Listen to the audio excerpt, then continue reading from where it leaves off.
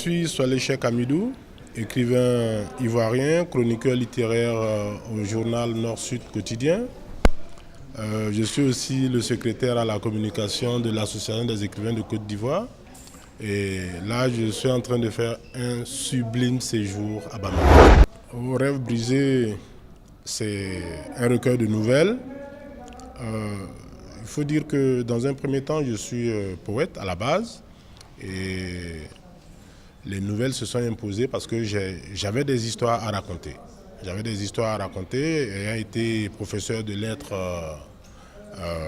dans un premier temps, pendant environ 20 ans. Je me suis dit que je pourrais m'essayer à autre chose aussi, à un autre genre littéraire, à part la poésie. Et il y avait des histoires, comme je l'ai dit, qui s'imposaient à moi. Et au départ, c'était Destin croisé, qui devrait être le titre.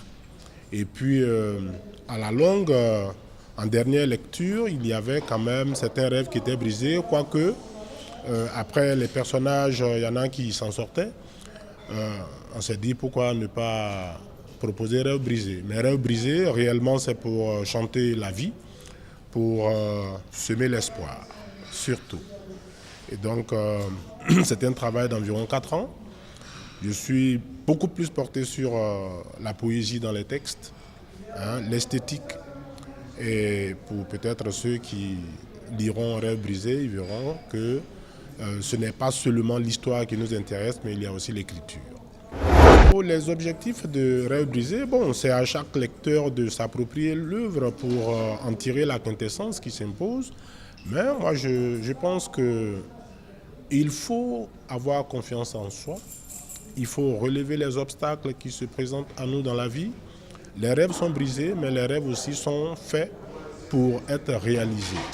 Voilà pourquoi tout à l'heure je disais que ce livre, Rêves brisés, c'est pour déclamer la vie, c'est pour chanter les belles lettres, l'esthétique et en même temps semer les graines sublimes, je vais dire de l'espoir. C'est surtout ça. Et bien sûr, j'aurais bien voulu aussi que le livre soit un creuset pour ceux qui apprennent à écrire comme moi. Nous, les jeunes écrivains, pas jeunes en termes d'âge, mais jeunes en termes de chemin sur, on va dire, sur le sentier de la littérature. Donc si ça peut servir d'exemple, non pas modèle, mais d'exemple pour les jeunes écrivains, bon, cela me ferait beaucoup plaisir en tout cas. Oh, le dernier mot, pour dire que le Mali, Bamako, non, je ne m'attendais pas à un si bel accueil parce que ce matin, j'étais à un atelier d'écriture au centre de formation de photographie de Bamako, qui est un centre reconnu à travers le monde, avec un ami que j'ai connu à travers le réseau social Facebook, qui s'appelle Sigi Menga Sidik, qui est écrivain aussi. Il a écrit La femme de Dieu. Bon, peut-être blasphématoire, mais en tout cas, c'est ce qu'il a écrit. Et tout cela m'a permis, en tout cas, de découvrir d'autres réalités, d'autres cultures, d'autres façons de voir les choses.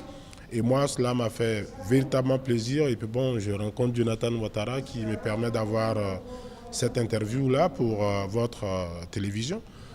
Je ne peux qu'être heureux et dire merci à vous-même, merci à votre chaîne de télévision. En tout cas, merci à tout le Mali.